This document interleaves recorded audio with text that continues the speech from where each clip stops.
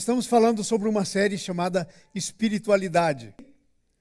E essa espiritualidade, ela está intimamente dependendo da nossa decisão de como nós vamos viver. Porque na parte de Deus, o que Deus tinha que fazer, Ele já fez. Jesus já morreu, já liberou o Espírito Santo. O Espírito Santo está em nós. Ele nos convence do pecado, da justiça, do juízo. Ele nos ensina. Então, nós, da parte de Deus, já temos tudo. Agora, então, o que precisa para termos aquela espiritualidade que Jesus morreu para que eu e você tenhamos? Precisamos nos posicionar perante Deus. Precisamos dizer: Senhor, eu estou aqui. Faz em mim o teu querer. Senhor, qual é a tua vontade? Eu quero te obedecer. Senhor, às vezes eu tenho lutas, mas vem, me ajuda a te obedecer. Amém? E o Espírito Santo, que começou a boa obra em você, diz a Bíblia, ele vai terminar. Amém? Então nós estamos vendo essa série sobre espiritualidade. Hoje eu quero ver que tipo de espiritualidade que nós podemos ter que alcança os alvos que nós colocamos. Porque às vezes nós colocamos alvos, mas não conseguimos alcançar alvos. E por quê? A coisa é complicada, porque veja bem, segundo a Bíblia, Jesus morreu para que tudo aquilo que Deus tem para você aconteça na tua vida. Ele já comprou com o seu sacrifício. Então, às vezes, você pode perguntar, mas espera aí, se Jesus já comprou com o seu sacrifício, o que está acontecendo comigo? Aonde está? Eu acabei de ler um livro aí esses dias, em português, que o título era Onde está a minha vaca gorda? Porque a Bíblia diz que nós vamos ter animais, Deus vai abençoar os animais, Deus vai abençoar tudo, e esse livro estava falando mais ou menos disso. Onde está a minha bênção? Aonde está aquilo que Deus comprou para mim?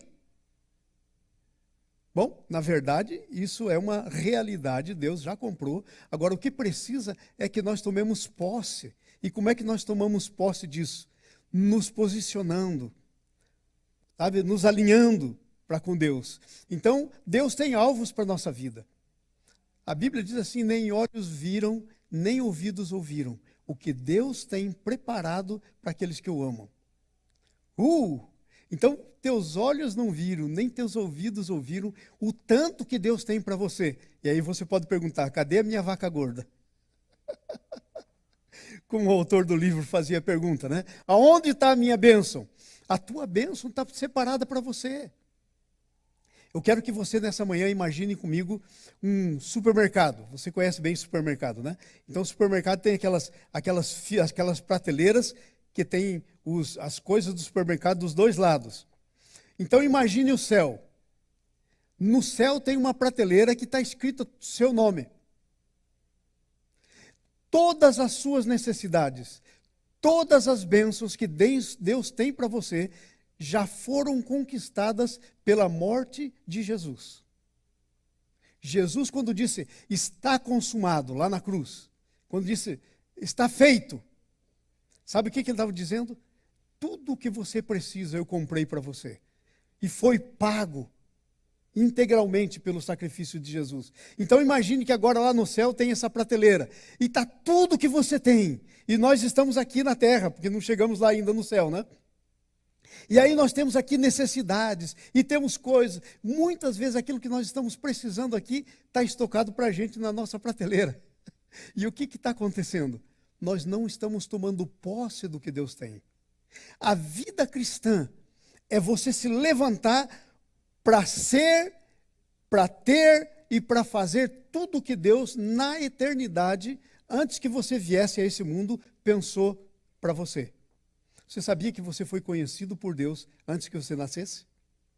Sim, se Deus é um Deus onipotente, onisciente, se Ele é Deus, Ele já conhecia você antes de vir para o mundo.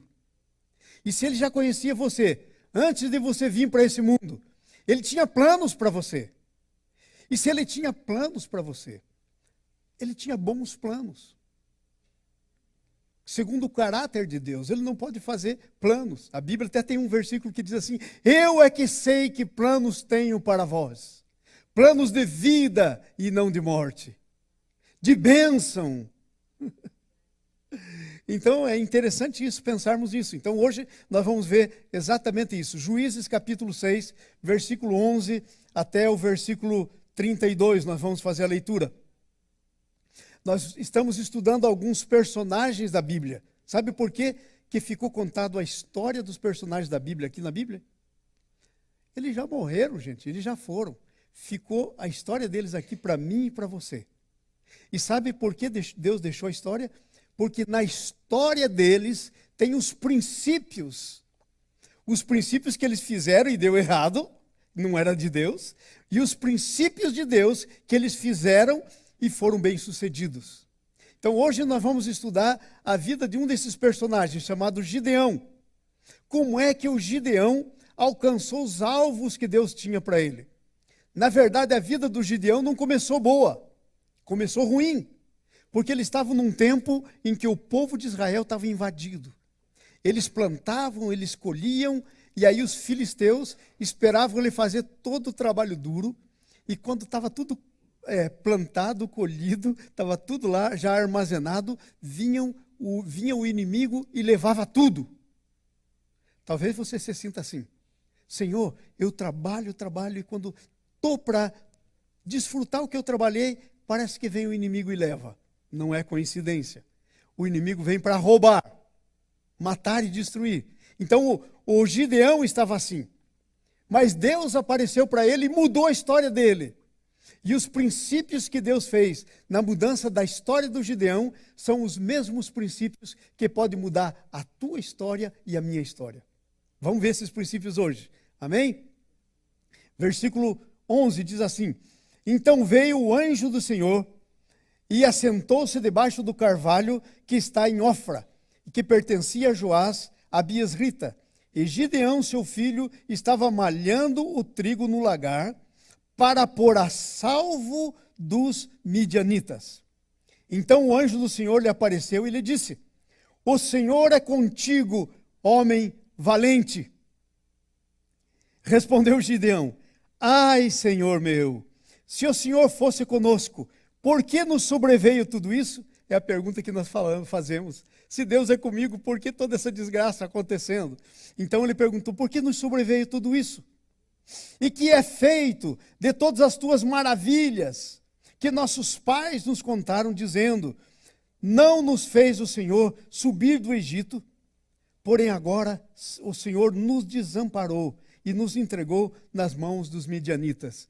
Às vezes estamos assim, às vezes nós dizemos que cadê o Deus das maravilhas? Onde estão as minhas maravilhas? E a gente se sente como Gideão.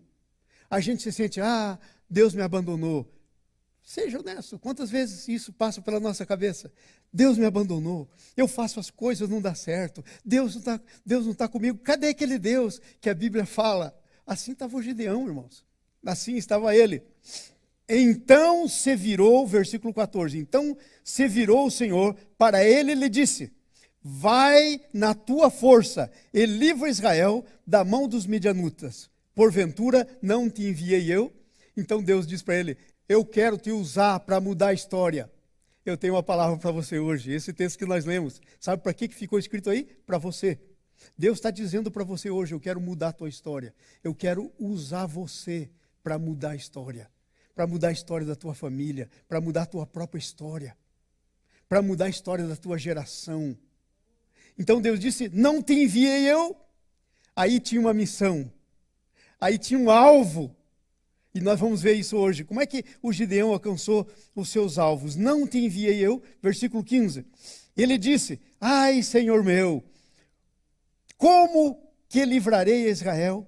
Eis que a minha família é a mais pobre de Manassés, e eu o menor da casa do meu pai.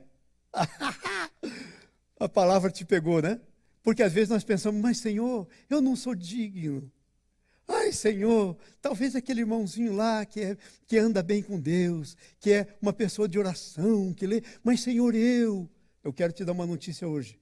Deus não tem filhos e filhas de segunda categoria. Não existe isso. O mesmo preço pago por mim, pago por cada um de vocês, não tem diferença, é o mesmo preço. Você foi comprado pelo mesmo sacrifício que eu fui comprado.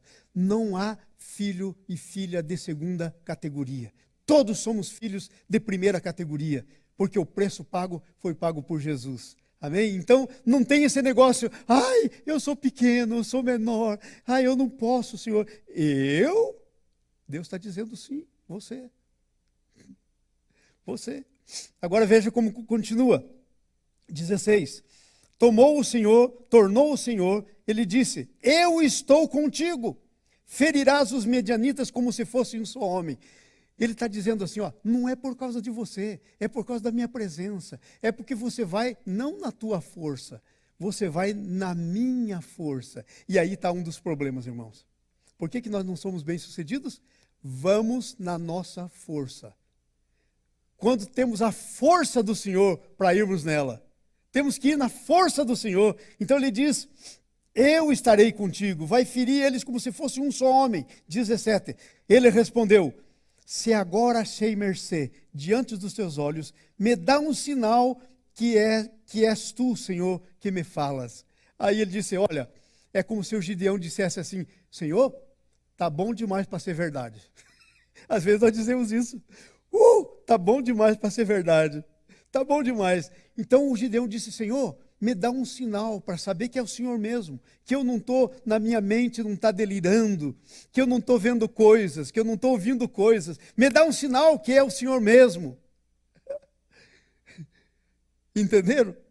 Nós podemos, às vezes nós estamos confusos, nós podemos falar com Deus e pedir um sinal para Ele.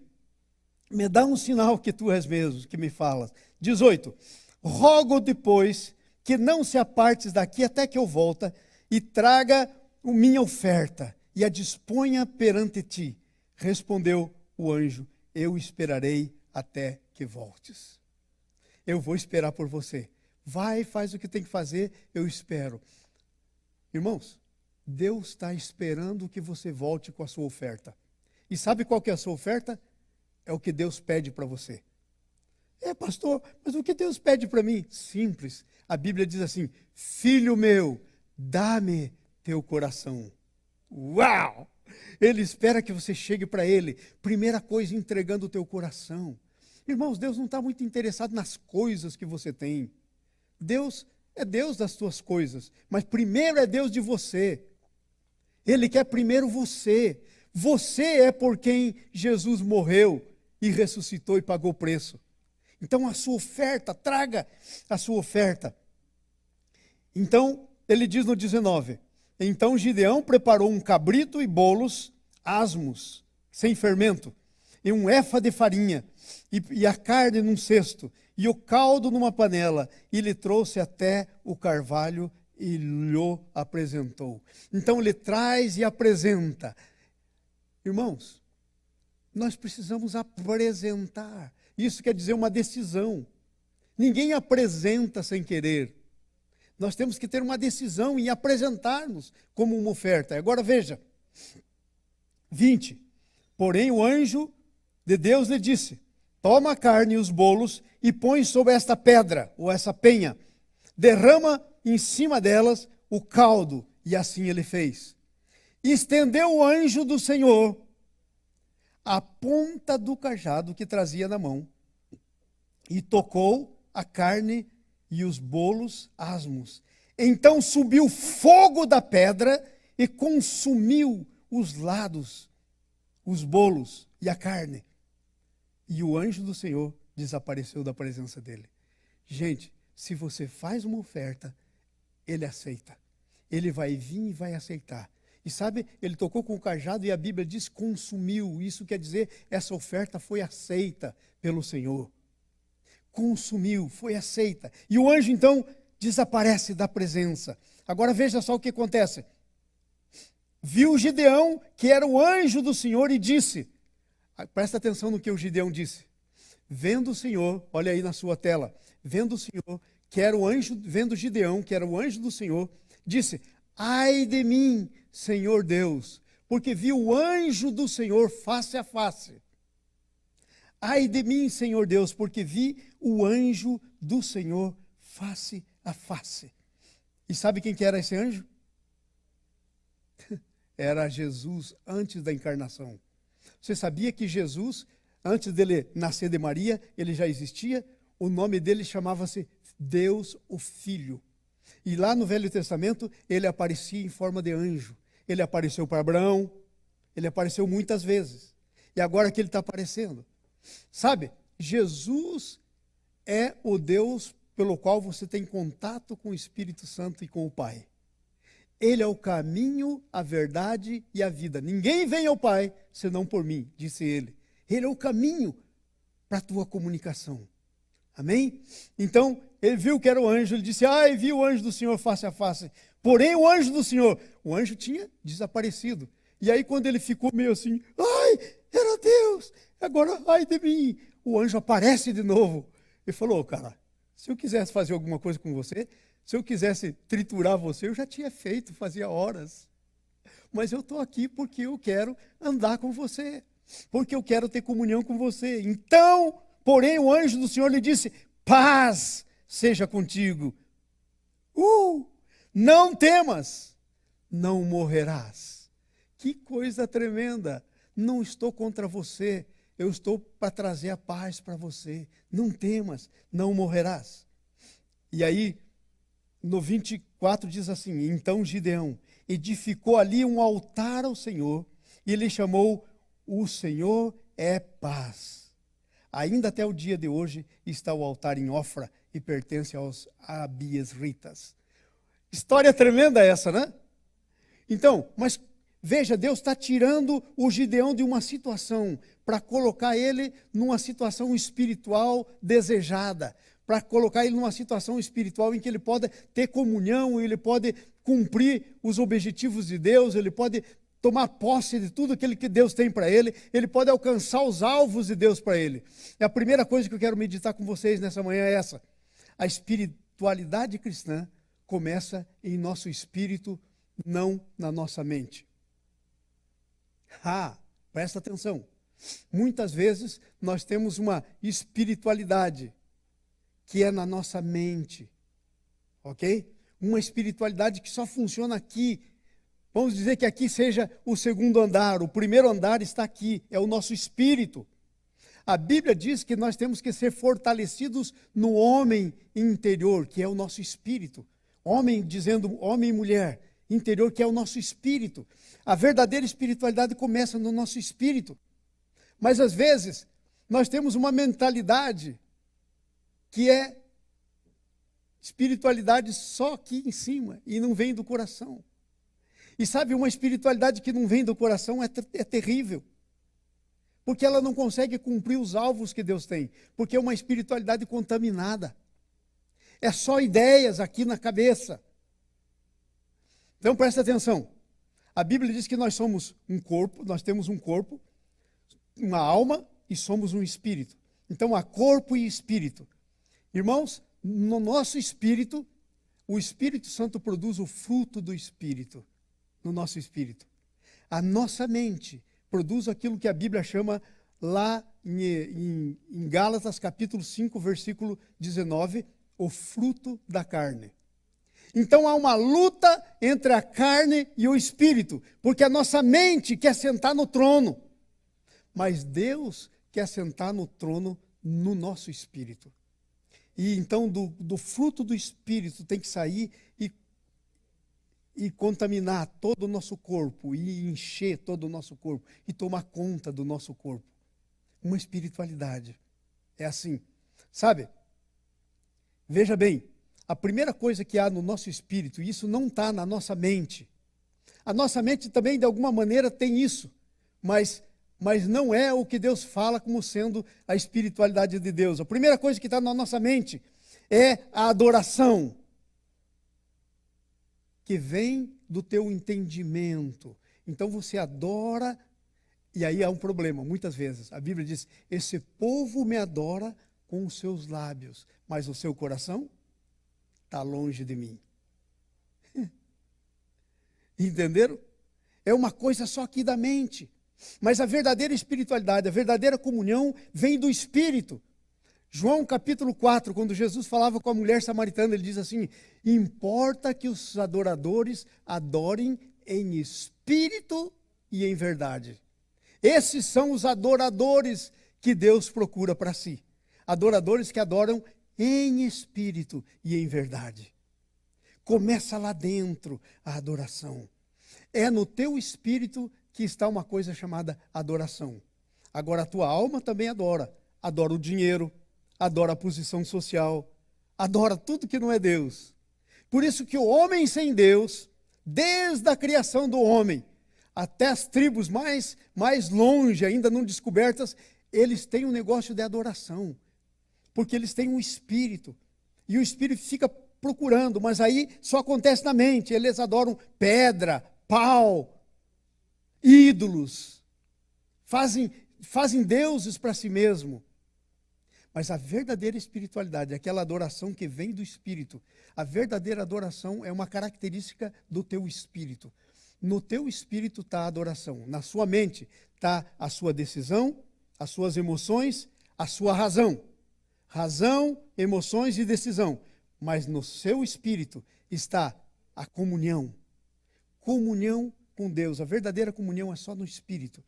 Mas no seu espírito também está a consciência. A sua alma tem consciência.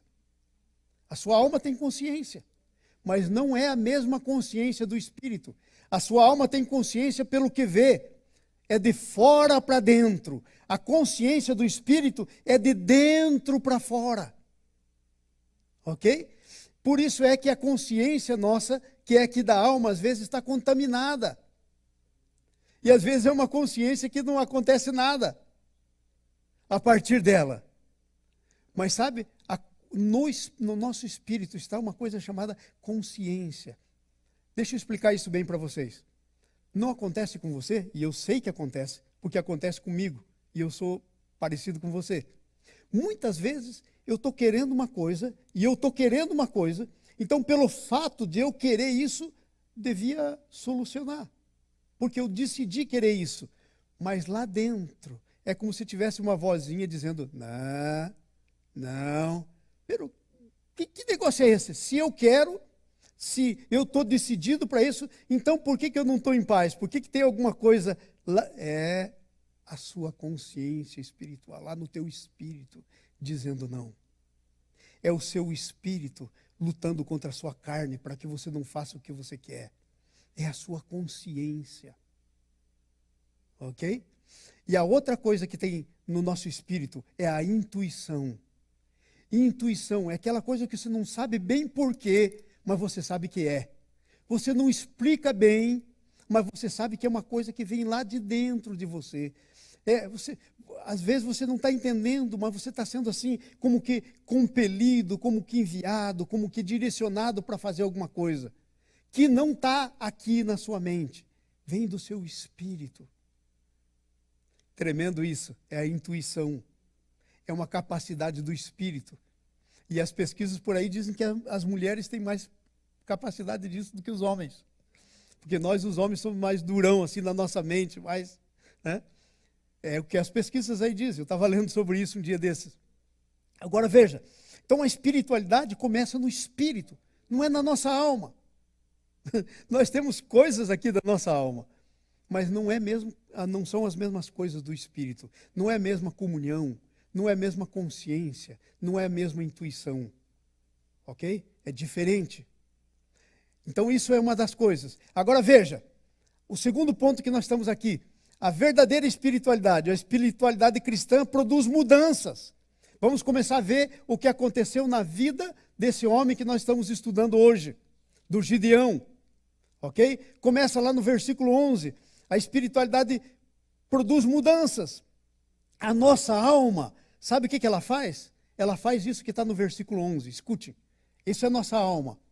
E então veio o anjo do Senhor, assentou-se debaixo do carvalho que está em Ofra, que pertencia a Joás, Abias Rita, e Gideão, seu filho, estava malhando o trigo no lagar para pôr a salvo, para esconder dos midianitas. Sabe, de nós mesmos, a nossa alma, sabe o que a nossa alma faz? Ela luta por sobrevivência. Veja o que o Gideão estava fazendo. O Gideão diz assim, eu imagino essa cena. Eles malhavam assim o trigo com pau, batiam para separar a semente da casca. Assim que eles faziam, eles batiam no trigo. Era um terreno assim, um solo bem duro, e aí eles batiam para separar. Eu imagino que o Gideão ficava batendo no trigo e olhando dos lados. Batendo no trigo. Por quê? Porque ele vivia uma coisa chamada medo. A Bíblia diz que o verdadeiro amor lança fora o medo. O amor é derramado no nosso coração, diz a Bíblia. E quando ele está no nosso coração, ele lança o medo. Ali estava o Gideão com medo, malhando o trigo. Para quê? Para esconder dos midianitas. Essa é a espiritualidade da alma. A espiritualidade da alma tenta fazer de você um sobrevivente nas circunstâncias. As circunstâncias definem o que você vai fazer. Mas Deus não criou você para viver governado por circunstâncias. Deus criou você e colocou você acima das circunstâncias. Muito acima das circunstâncias. Você foi criado para ser mais do que vencedor. A Bíblia diz assim: tudo posso naquele que me fortalece. Somos mais que vencedores por meio daquele que nos amou. Você foi criado para isso. Não foi criado para viver escondendo as tuas coisas. A gente que às vezes é abençoado por Deus, e ao invés de proclamar as bênçãos, diz: não vou falar, porque tem gente aí vive com medo, escondendo. A bênção de Deus é protegida por Deus. Você não precisa proteger. Você só tem que proteger aquilo que vem de você mesmo, não vem de Deus. Aí você tem que proteger. Então estava aí essa espiritualidade do Gideão, a espiritualidade da alma, tentando manter a sobrevivência. Mas agora sabe o que é que acontece? A espiritualidade cristã, para ter uma mudança, ela precisa ser diferente. Veja o versículo 12, o que diz? Versículo 12. Então o anjo do Senhor lhe apareceu, ele disse: o Senhor é contigo. Ele tinha 100% de certeza que Deus não estava com ele. Aí o próprio Filho de Deus vem e diz: eu estou com você. Eu fico pensando nele, imagina essa cena.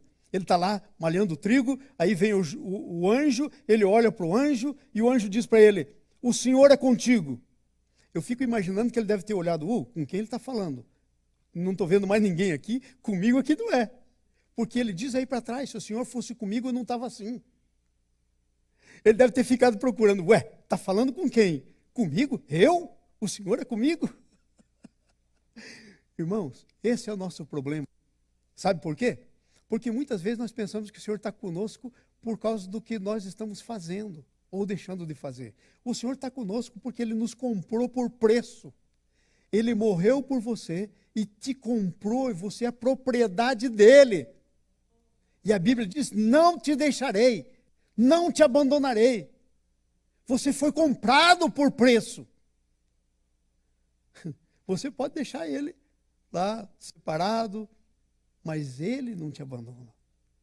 Ele está com você, mesmo quando você pensa que não está.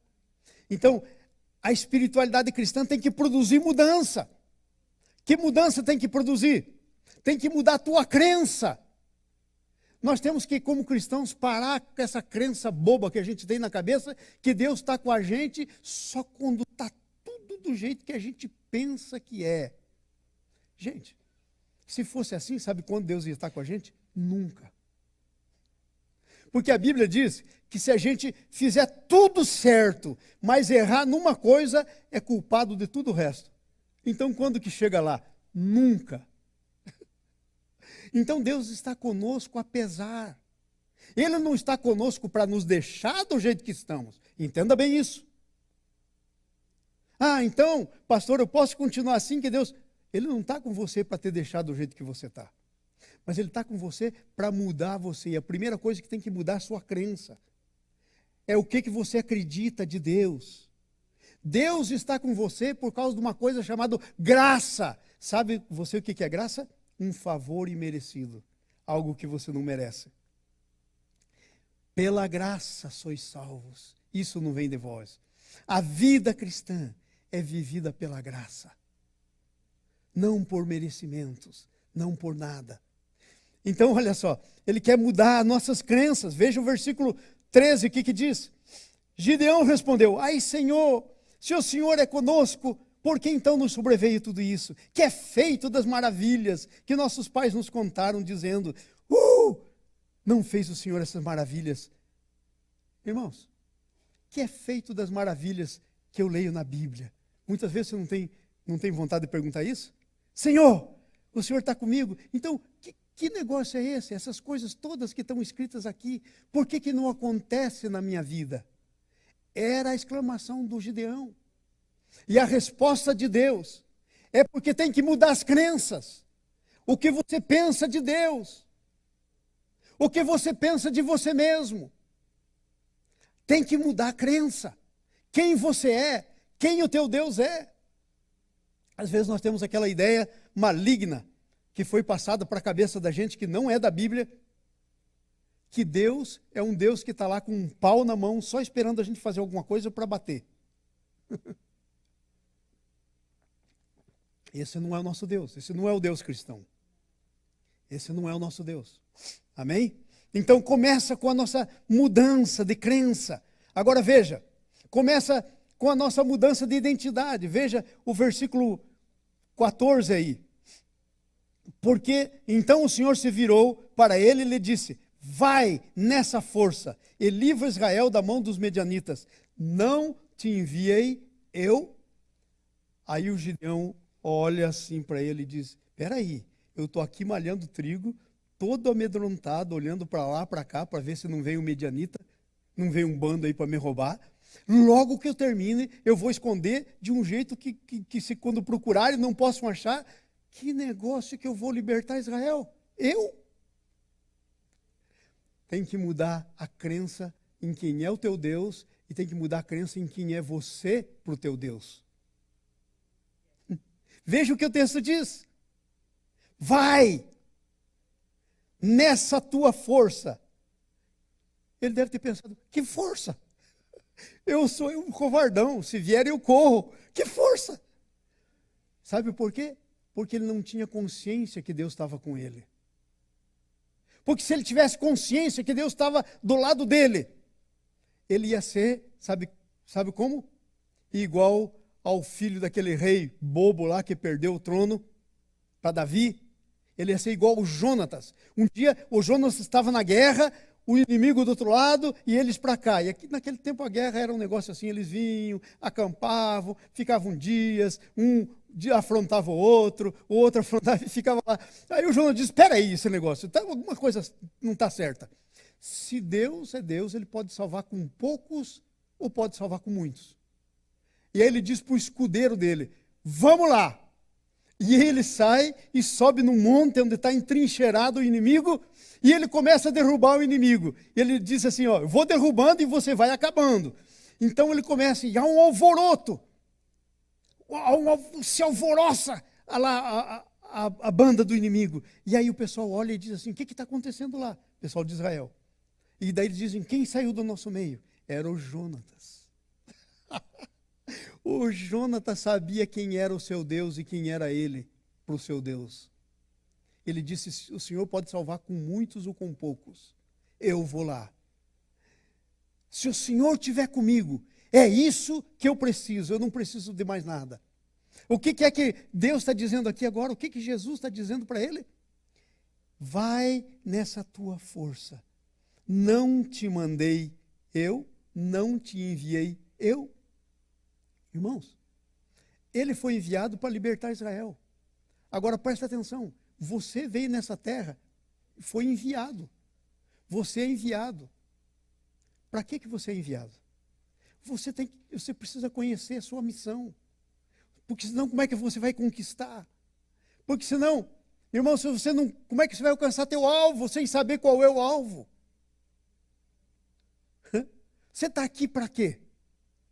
Para trabalhar, e aí você não consegue desfrutar porque está sempre tentando trabalhar, e os anos estão passando e não voltam.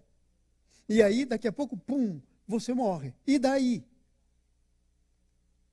Está escrito Jesus contando essa parábola lá no Novo Testamento.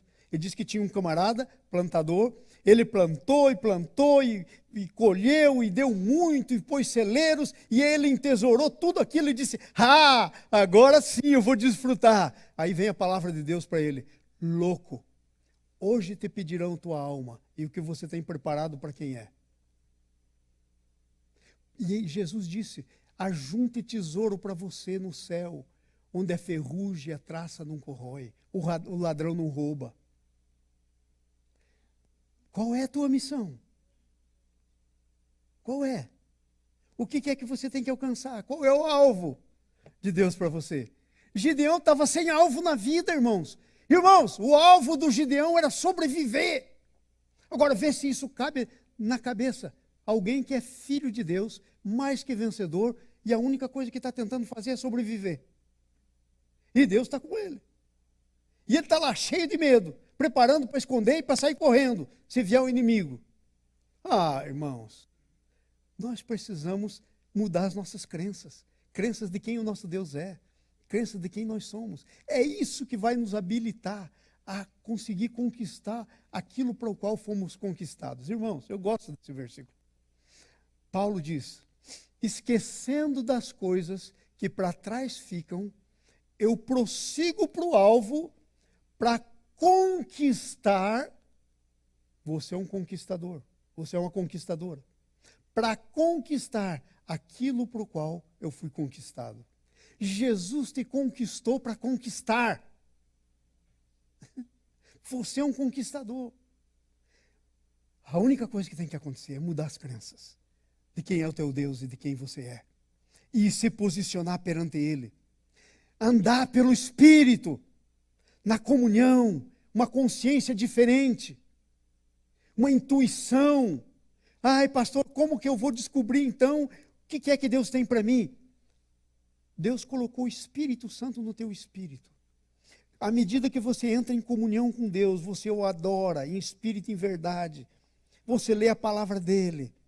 A tua consciência vai sendo cheia das coisas. Você vai botando lá dentro. E a tua intuição vai dirigindo você. E você vai descobrir. Você vai descobrir. Agora veja só que coisa interessante. Então, nós estamos aqui no versículo 14. Que versículo nós estamos? 14, né? Vamos para o 15 então. Olha o que diz o versículo 15. Ele disse, ai Senhor, com que livrarei a Israel? Repita comigo. Com que? Outra vez, bem alto. Com que? Ele olhava para ele e parecia que ele não tinha nada. Quando ele tinha tudo. Ele tinha o Senhor. Que coisa mais poderosa você está pensando que você pode ter além do Senhor? O que poderia ser mais poderoso? Ele disse, com que? Aí eu fico pensando no anjo, né? Pobre do anjo. Ele deve ter feito assim, mas como assim com que? E eu? E eu? Gente, eu vou com você. Eu vou com você. E eu? Como assim? Com que? Então ele diz, com que? Que coisa tremenda isso, hein? Ele diz, eis que a minha família é pequena. Sabe o que ele estava pensando? Aqui, na alma. Nós somos pequenos, meu pai nunca teve nada. Eu vim dessa família, era muito complicada. Eu não vou ser diferente, parece que eu sou igual. Nunca! Jesus te comprou, te resgatou para um propósito maior do que você pode imaginar. Não para ser igual. Não para ser igual. Em você, uma história começa. Aleluia! Levanta a sua mão direita assim, vamos fazer uma declaração. Diga assim, em mim, uma nova história começa. Aleluia! Creia nisso. Essa é a verdade bíblica para a tua vida. Em você uma nova história começa. E uma velha história termina. Amém. Aleluia, que coisa tremenda. É uma identidade, ele diz, veja a minha identidade, quem eu sou, família pequenininha, sem importância, pobre. E o que Deus te deu? Sabia quem é você? Só para te ajudar um pouquinho na tua identidade, eu vou te dizer algumas coisas que você é. Segundo a Bíblia, você é herdeiro de Deus, co-herdeiro com Cristo. Você é herdeiro de Deus, co-herdeiro com Cristo. Agora fala uma coisa, o que é o herdeiro? É o que tem direito à herança. Você tem direito a tudo que é de Deus. Você tem direito a tudo que pertence a Jesus. Ele comprou para você. Isso é que você é. Temos que parar com esse negócio. Isso é crise de identidade. Temos que sair da crise de identidade, irmãos. Temos que crer que somos quem Deus diz que nós somos. Temos que crer que nós podemos o que Deus diz que a gente pode. Eu vou dizer uma coisa para vocês. Sabe qual que é a coisa mais frustrante que eu tenho como pastor? Que eu experimento como pastor? Às vezes eu estou lá trabalhando com a pessoa e estou dizendo para ela, olha, irmãos, vamos prosseguir, vamos fazer, vamos tocar esse negócio. Deus vai abençoar, Deus está na frente. E a pessoa está lá, e não vai, e não solta. Porque não crê. Porque a crença a respeito dela mesma está errada. Porque ela pensa que é ela que vai fazer. Mas tem do seu lado quem vai fazer. E não tem consciência disso. Amém? Irmãos, a minha oração é o seguinte. É que cada um de vocês entre naquilo que Deus tem para a vida de vocês. E em nome de Jesus, eu vou profetizar sobre vocês agora o que a Bíblia diz. Aqui está na Bíblia. E está escrito na Bíblia. Vocês vieram a esse mundo para ser cabeça e não cauda. Vocês vieram nesse mundo para dar emprestado e nunca tomar emprestado. Vocês vieram nesse mundo para receber todas as bênçãos de Deus. Está escrito na Bíblia isso. Gente, ou nós cremos, ou seria bom arrancar essa página. Por que essa página está fazendo lá? E sabe que página estou falando? Estou falando Deuteronômio, capítulo 28. Estou falando lá, 26 em diante, até o 28. Estou falando desse texto. Esse texto está lá para dizer quem nós somos. Então, essa mudança, amados, tem que acontecer. Como é que eu saio disso? Pastor, ok, pastor, eu estou com essa crise de identidade. Eu não sei bem se Deus está comigo. Não tenho muita certeza. Como é que eu resolvo isso? Boa pergunta. Hein? Como é que eu resolvo isso? Boa pergunta. Faça o que a Bíblia mostrou que ele fez. O princípio está aqui. Faça o que Gideão fez. E o que foi que Gideão fez? O Gideão ouviu essa palavra e disse, desculpa, seu anjo, mas eu não estou muito certo. Não sei bem se é assim. O senhor está dizendo, eu vou fazer um teste para ver se é assim. Fica aqui e eu vou fazer uma oferta e já venho. E veja o que é que acontece. Onde que nós estamos aí? Capítulo 6, versículo 17. Se agora achei mercê diante dos teus olhos, me dá um sinal de que é o Senhor que me fala. Me dá um sinal de que eu sou quem o Senhor diz. E de que o Senhor é quem o Senhor é. Me dá um sinal. E veja o que é que acontece aí. Tremendo isso, né? Veja o 18. Rogo-te de que aqui não se apartes até que eu volte. E traga a minha oferta. E ponha diante de ti. Respondeu ele, espero. Gente, o princípio é isso. Deus está esperando se você não tem certeza se Deus é teu Deus. Se você não tem certeza se você é quem Deus está dizendo que você é. Traga a tua oferta. Faça a prova. Traga a tua oferta. Faça a prova. Estou lembrando aqui algumas provas que eu fiz com o Senhor. E eu fiz algumas provas com o Senhor para mostrar para os outros que Deus era Deus. Eu estou lembrando do pastor David, muita gente conheceu o pastor David, morava lá do lado, de Júlio mora lá, na casa do lado. Um dia eu estava falando com ele, e estava dizendo para ele que Deus é o nosso provedor. E eu estava vivendo pela fé. Não tinha salário, não tinha nada. Deus tinha me abençoado e tinha me mandado o mortgage, o dinheiro para pagar o mortgage, um pouquinho mais. E estava lá no banco, esperando para ser lançado. Ia ser lançado dali uns 10 dias. E o David estava com o mortgage dele atrasado. Eu disse, David, eu vou fazer um negócio com você. Eu estou falando há tanto tempo para você quem você é e quem teu Deus é, mas parece que não entra. Então, eu vou fazer uma coisa com você. Abri o meu computador, entrei na conta do banco e disse, veja quanto que eu tenho, David. E você sabe, eu não estou trabalhando, estou vivendo pela fé, já estou fazendo isso há uns 2 anos, ou mais, Deus tem abençoado, nunca tem faltado. Eu vou fazer o seguinte, eu vou pegar o meu dinheiro que está aqui na conta, vou pagar o seu mortgage. E depois eu vou mostrar para você como Deus devolveu o dinheiro da minha conta e Deus me abençoou. Eu vou crer nisso, porque eu sei quem eu sou. Se eu abençoar, a Bíblia diz, eu vou ser abençoado. Eu não vou ter, não vou ficar, eu nunca atrasei um mortgage na minha vida. Nem tive água, nem luz, nem nada cortado, nunca. E vivi aqui nessa nação muitos anos sem ter trabalho. Só servindo ao Senhor, com fidelidade de coração. Saquei o dinheiro, paguei o mortgage dele. 5 dias depois, entrando lá na minha conta, tinha um depósito, nunca soube de onde veio, 2 vezes o valor que eu tinha pago do mortgage dele. 2 vezes. Aí eu chamei o David e falei, olha David, veja aí. Veja como é que é o negócio. Eu não depositei. Não sei quem depositou. Ninguém me disse que depositou. Olha nessa conta.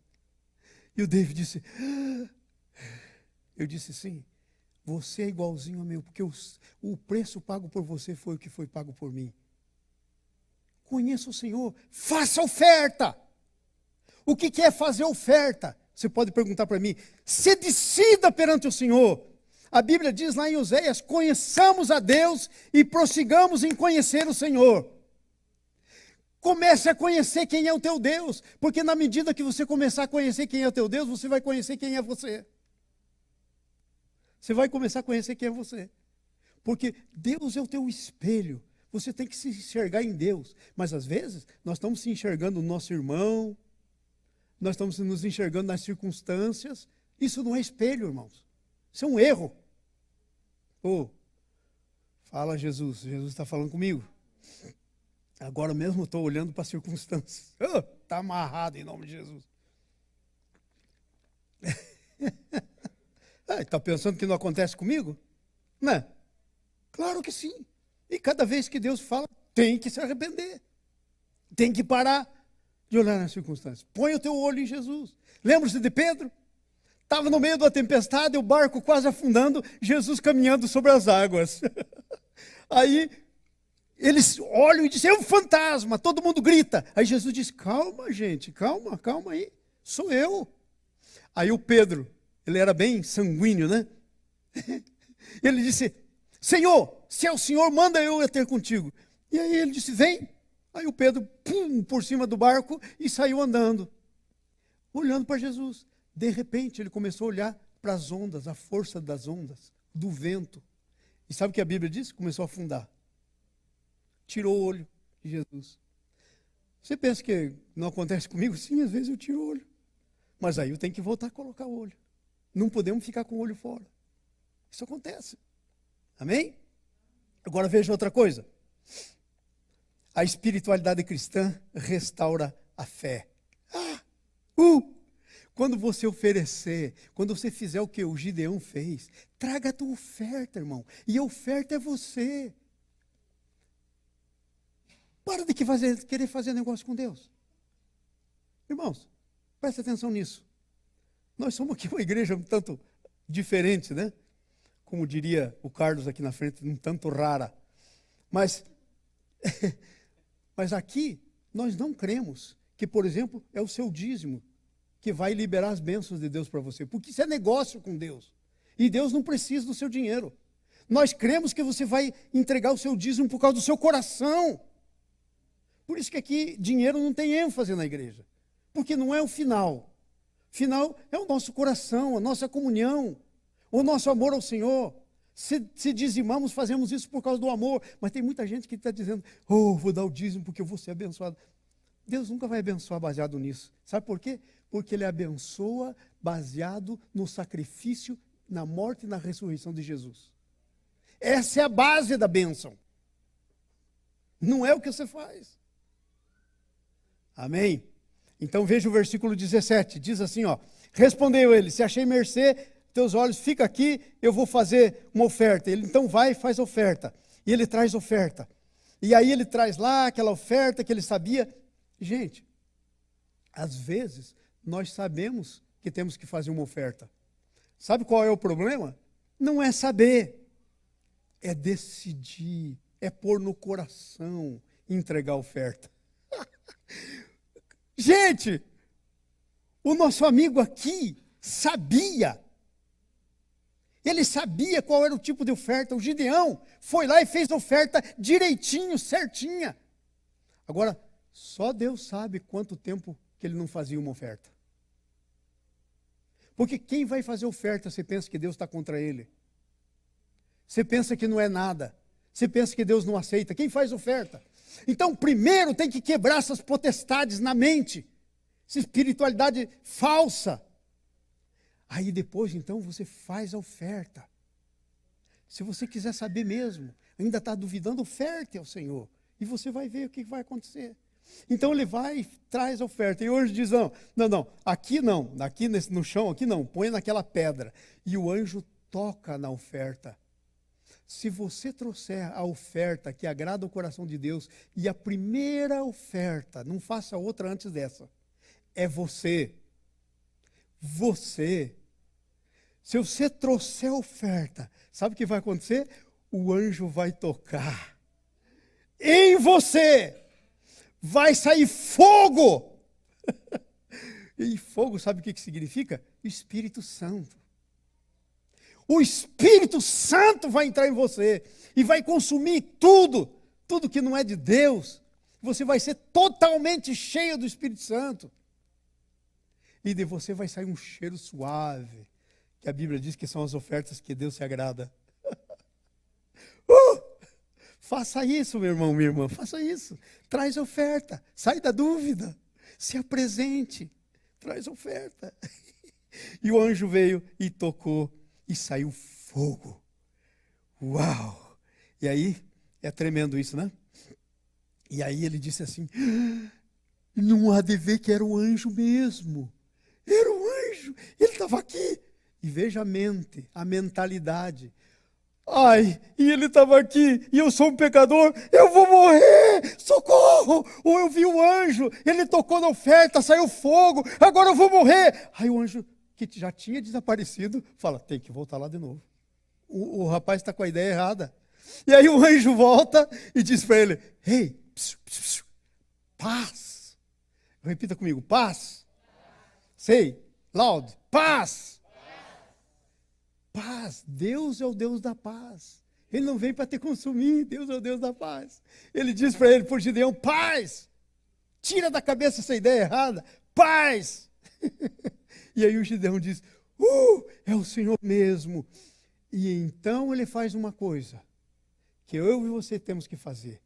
Agora ele levanta um altar. Como estão os teus altares? Que é o teu coração.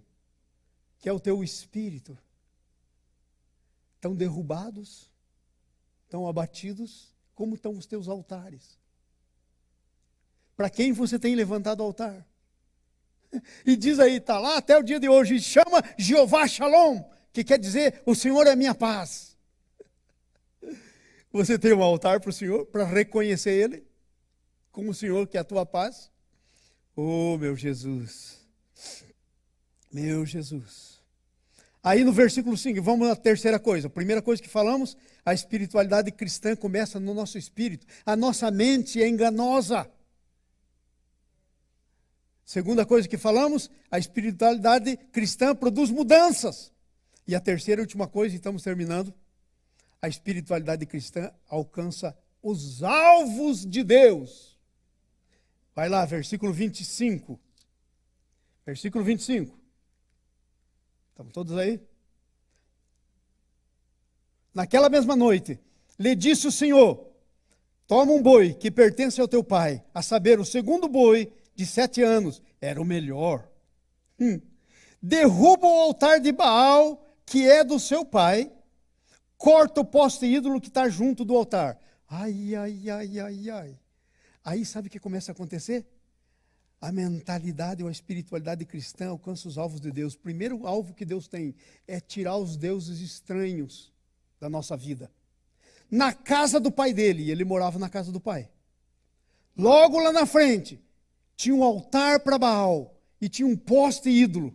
Aí Deus diz para o Gideão: vai lá, pega o boi do seu pai, derruba aquele altar, derruba o poste ídolo, e aí para frente vai dizendo: sacrifica o boi e faz daquele poste ídolo lenha para o meu sacrifício.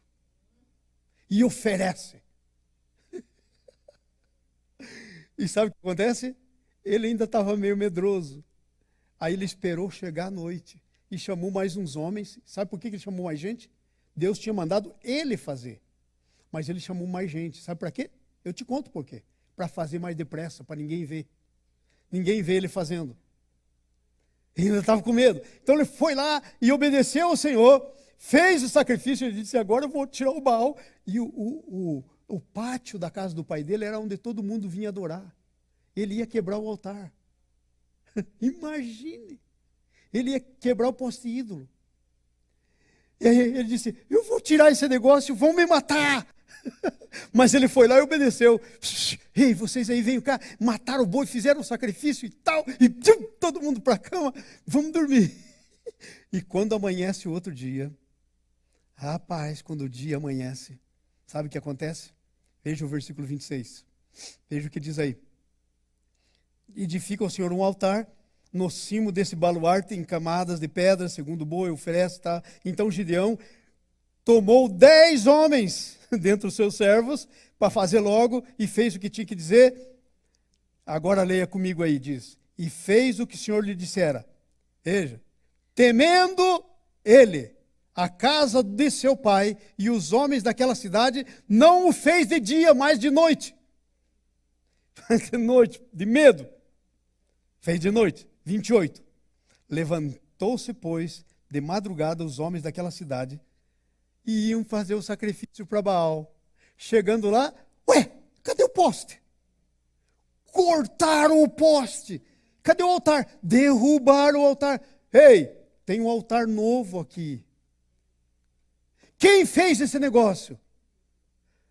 Patati, patatá, patatá, chega no Gideão. Foi o Gideão que fez. Descobre que foi ele. Foi o Gideão que fez. Veja aí o versículo 29. Ok? Descobrem que foi ele que fez. Então uns diziam: quem fez isso? Uns diziam para os outros. Perguntando, inquirindo, disseram: foi Gideão, filho de Joás, que fez essas coisas. Então os homens daquela cidade disseram a Joás: leva para fora o teu filho, porque ele estava lá em casa, escondido, para que morra, pois derrubou o altar de Baal, cortou o poste ídolo que estava junto a ele. Mas aí o Joás se levanta e sabe o que ele diz? Veja aí o que ele diz. Ele se levanta e diz: porém Joás disse a todos os que se puseram contra ele: contendereis vós por Baal? Livrá-lo-eis? Gente, Baal é Deus? Vocês vão lutar pelo Baal? Vão livrar o Baal da mão do meu filho? Livrá-lo-eis? Contendereis? Qualquer que por vós com ele contender, ainda amanhã será morto. Se ele é Deus, que por si mesmo contenda, por derrubar o seu altar. Hey! Quem você pensa que pôs essa sabedoria na cabeça do Joás? Foi o Espírito Santo. Ele diz: olha, quem se levantar aí para tentar, nós servimos esse Deus aqui todos esses anos. Esse Baal, ele não fez nadinha para a gente.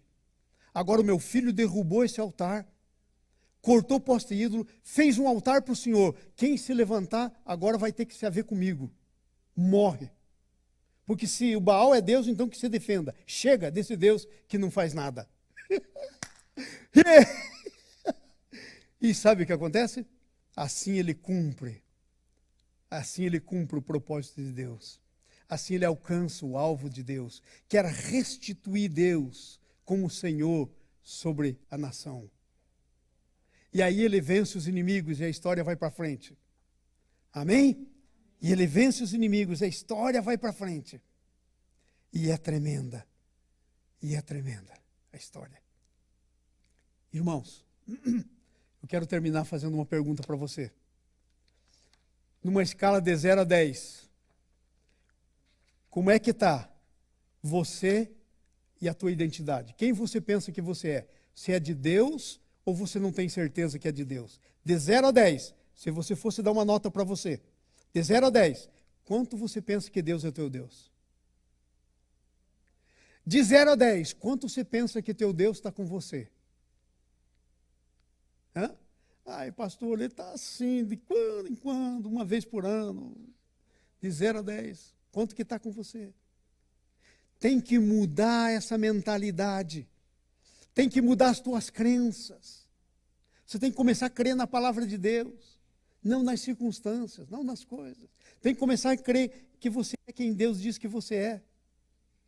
Amém? Vamos nos colocar em pé, vamos adorar o Senhor. Tremendo. Eu te garanto que se você mudar as suas crenças, tudo vai mudar na sua vida. Mude as tuas crenças. Gente, se torne ousado. Conheça o Senhor. Faça sacrifícios a Ele. Conheça Ele. Entregue-se a Ele. E tudo vai mudar. Se torne ousado. Por você e por outras pessoas. Amém?